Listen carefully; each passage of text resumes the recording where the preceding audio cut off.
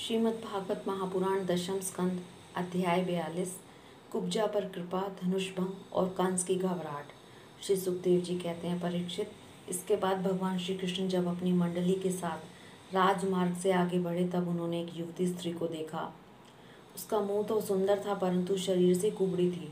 इसी से उसका नाम पड़ गया कुब्जा। वह अपने हाथ में चंदन का पात्र लिए हुए जा रही थी। भगवान श्री कृष्ण प्रेम रस का दान करने वाले हैं। उन्होंने कुब्जा पर कृपा करने के लिए हंसते हुए उनसे पूछा, सुंदरी, तुम कौन हो? यह चंदन किसके लिए ले जा रही हो? कल्याणी, हमें यह बात सच सच बतला दो। यह उत्तम चंदन, यह अंगराग हमें भी दो। इस दान से शीघ्र ही तुम्हारा परम कल्याण होगा। उपटन आदि लगाने वाली सैरंध्री कुब्जा ने कहा, परम सुंदर, मैं कंस की प्रिय दासी हूँ। महाराज मुझे बहुत मानते हैं। मेरा नाम त्रिवक्रा है और मैं उनके यहाँ चंदन अंगराग लगाने का काम करती हूँ। मेरे द्वारा तैयार किए हुए चंदन और अंगराग भोजराज कंस को बहुत भाते हैं, परंतु आप दोनों से बढ़कर उसका और कोई उत्तम पात्र नहीं है। भगवान के सौंदर्य, सुकुमारता, रसिकता, मंद हास्य, प्रेमालाप और चारु चितवन से कुब्जा का मन हाथ से निकल गया। उसने भगवान पर अपना हृदय न्यौछावर कर दिया। उसने दोनों भाइयों को वह सुंदर और गाढ़ा अंगराग दे दिया। तब भगवान श्री कृष्ण ने अपने सांवले शरीर पर पीले रंग का और बलराम जी ने अपने गोरे शरीर पर लाल रंग का अंगराग लगाया तथा नाभि से ऊपर के भाग में अनुरंजित होकर वे अत्यंत सुशोभित हुए। भगवान श्री कृष्ण उस कुब्जा पर बहुत प्रसन्न हुए। उन्होंने अपने दर्शन का प्रत्यक्ष फल दिखाने के लिए 3 जगह से टेढ़ी किंतु सुंदर मुख वाली कुब्जा को सीधी करने का विचार किया।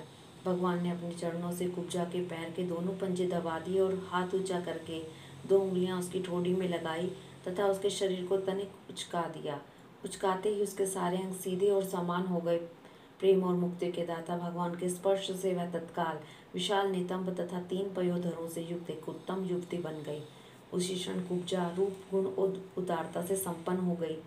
उसके मन में भगवान से मिलने की कामना जाग उठी। उसने अपने दुपट्टे का छोर पकड़कर मुस्कुराते हुए कहा, वीर शिरोमणि, आइए घर चलें। अब मैं आपको यहाँ नहीं छोड़ सकती क्योंकि आपने मेरे चित्त को मत डाला है। पुरुषोत्तम, मुझ दासी पर प्रसन्न हुई। जब बलराम जी के सामने ही कुब्जा ने इस प्रकार प्रार्थना की तब भगवान श्री कृष्ण ने अपने साथी ग्वाल बालों के मुंह की ओर देखकर हंसते हुए उनसे कहा, सुंदरी, तुम्हारा घर संसारी लोगों के लिए अपनी मानसिक व्याधि मिटाने का साधन है। मैं अपना कार्य पूरा करके अवश्य वहाँ आऊँगा। हमारे जैसे भी घर के बटोहियों को तुम्हारा ही तो आसरा है। इस प्रकार मीठी मीठी बातें करके भगवान श्री कृष्ण ने उसे विदा कर दिया। जब वे व्यापारियों के बाजार में पहुंचे तब उन व्यापारियों ने उनका तथा बलराम जी का पान, फूलों के हार, चंदन और तरह तरह की भेंट उपहारों से पूजन किया। उनके दर्शन मात्र से स्त्रियों के हृदय में प्रेम का आवेग मिलने की आकांक्षा जग उठी थी, यहाँ तक कि उन्हें अपने शरीर की सुध भी न रही। उनके वस्त्र, जूड़े और कंगन ढीले पड़ जाते थे और वे चित्र लिखित मूर्तियों के समान ज्यों की त्यों खड़ी रह जाती थी। इसके बाद भगवान श्री कृष्ण पूर्ववासियों से धनुष का स्थान पूछते हुए रंगशाला में पहुँचे। वहाँ उन्होंने इंद्रधनुष के समान एक अद्भुत धनुष देखा। उस धनुष में बहुत सा धन लगाया गया था। अनेक बहुमूल्य अलंकारों से उसे सजाया गया था। उसकी खूब पूजा की गई थी और बहुत से सैनिक उसकी रक्षा कर रहे थे। भगवान श्री कृष्ण ने रक्षकों के रोकने पर भी उस धनुष को बलात् उठा लिया। उन्होंने सबके देखते देखते उस धनुष को बाएं हाथ से उठाया, उस पर डोरी चढ़ाई और एक क्षण में खींचकर बीचों बीच से उसी प्रकार उसके 2 टुकड़े कर डाले जैसे बहुत बलवान मतवाला हाथी खेल ही खेल में ईंट को तोड़ डालता है। जब धनुष टूटा तो उसके शब्द से आकाश, पृथ्वी और दिशाएं भर गई। उसे सुनकर कंस भी भयभीत हो गया। अब धनुष के रक्षक आतताई असुर अपने सहायकों के साथ बहुत ही बिगड़े। वे भगवान श्री कृष्ण को घेर कर खड़े हो गए और उन्हें पकड़ लेने की इच्छा से चिल्लाने लगे, पकड़ लो, बांध लो, जाने न पावे। उनका दुष्ट अभिप्राय जानकर बलराम जी और श्री कृष्ण भी तनिक क्रोधित हो गए और उस धनुष के टुकड़ों को उठाकर उन्हीं से उनका काम तमाम कर दिया। उन्हीं धनुष खंडों से उन्होंने उस असुरों की सहायता के लिए कंस की भेजी हुई सेना का भी संहार कर डाला। इसके बाद वे यज्ञशाला के प्रधान द्वार से होकर बाहर निकल आए और बड़े आनंद से मथुरापुरी की शोभा देखते हुए विचरने लगे। जब नगर निवासियों ने दोनों भाइयों के इस अद्भुत पराक्रम की बात सुनी और उनके तेज साहस तथा अनुपम रूप को देखा तब उन्होंने यही निश्चय किया कि हो न हो ये दोनों कोई श्रेष्ठ देवता हैं। इस प्रकार भगवान श्री कृष्ण और बलराम जी पूरी स्वतंत्रता से मथुरापुरी में विचरण करने लगे। जब सूर्यास्त हो गया तब दोनों भाई ग्वाल बालों से घिरे हुए नगर से बाहर अपने डेरे पर जहाँ छकड़े थे लौट आए। तीनों लोगों के बड़े बड़े देवता चाहते थे कि लक्ष्मी हमें मिले, परंतु उनको उन्होंने सबका परित्याग कर दिया और न चाहने वाले भगवान का वर्ण किया। उन्हीं को सदा के लिए अपना निवास स्थान बना लिया। मथुरापुरवासी उन्हीं पुरुष भूषण भगवान श्री कृष्ण के अंग अंग का सौंदर्य देख रहे हैं। उनका कितना सौभाग्य है।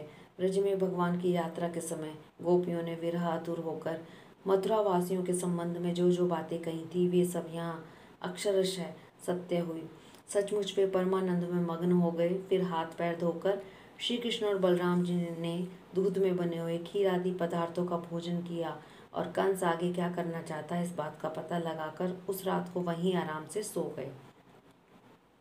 जब कंस ने सुना कि श्री कृष्ण और बलराम ने धनुष तोड़ डाला, रक्षकों तथा उनकी सहायता के लिए भेजी हुई सेना का भी संहार कर डाला और यह सब उसके लिए केवल एक खिलवाड़ ही था, इसलिए उन्हें कोई श्रम या कठिनाई नहीं उठानी पड़ी, तब वह बहुत डर गया और उस दुर्बुद्धि को बहुत देर तक नींद नहीं आई। उसे जागृत अवस्था में तथा स्वप्न में भी ऐसे अपशगुन हुए जो उसकी मृत्यु के सूचक थे। जागृत अवस्था में उसने देखा कि जल तथा दर्पण में शरीर की परछाई तो पड़ती है परंतु सिर नहीं दिखाई देता। अंगुली आदि की आड़ न होने पर भी चंद्रमा, तारे और दीपक आदि की ज्योतियाँ उसे दो दो दिखाई पड़ती हैं। छाया में छिद्र दिखाई पड़ता और कानों में उंगली डालकर सुनने पर भी प्राणों का घूं शब्द नहीं सुनाई पड़ता। वृक्ष सुनहले प्रतीत होते हैं और बालू या कीचड़ में अपने पैरों के चिन्ह नहीं दिख पड़ते। कंस ने स्वप्न अवस्था में देखा कि वह प्रेतों के गले लग रहा है, गधे पर चढ़कर चलता है और विष खा रहा है। उसका सारा शरीर तेल से तर है, गले में जपा कुसुम की माला और नग्न होकर कहीं जा रहा है। स्वप्न और जागृत अवस्था में उसने इसी प्रकार के और भी बहुत से अपशकुन देखे। इसके कारण उसे बड़ी चिंता हो गई। वह मृत्यु से डर गया और उसे नींद नहीं आई। परीक्षित, जब रात बीत गई और सूर्य नारायण पूर्व समुद्र से ऊपर उठे तब राजा कंस ने मल क्रीड़ा का महोत्सव प्रारंभ करवाया। राज कर्मचारियों ने रंगभूमि को भलीभांति सजाया। तुरही, भेरी आदि बाजे बजने लगे। लोगों के बैठने के मंच फूलों के गजरों, डंडियों, वस्त्र और बंधनवारों से सजा दिए गए। उन पर ब्राह्मण, क्षत्रिय आदि नागरिक तथा ग्रामवासी सब यथास्थान बैठ गए। राजा लोग भी अपने अपने निश्चित स्थान पर जा डटे। राजा कंस अपने मंत्रियों के साथ मंडलेश्वरों के बीच में सबसे श्रेष्ठ राज सिंहासन पर जा बैठा। इस समय भी अपशकुनों के कारण उसका चित्त घबराया हुआ था। वह पहलवानों के ताल ठोकने के साथ ही बाजे बजने लगे और गर्वीले पहलवान खूब सज धज कर अपने अपने उस्तादों के साथ अखाड़े में आ उतरे। चाणूर, मुष्टिक, कूट, शल और तोशल आदि प्रधान प्रधान पहलवान बाजों की सुमधुर ध्वनि से उत्साहित होकर अखाड़ों में आकर बैठ गए। उसी समय भोजराज कंस ने नंद आदि गोपों को बुलवाया। उन लोगों ने आकर उसे तरह तरह की भेंटें दी और फिर जाकर वे एक मंच पर बैठ गए। हरिओम तत्सत।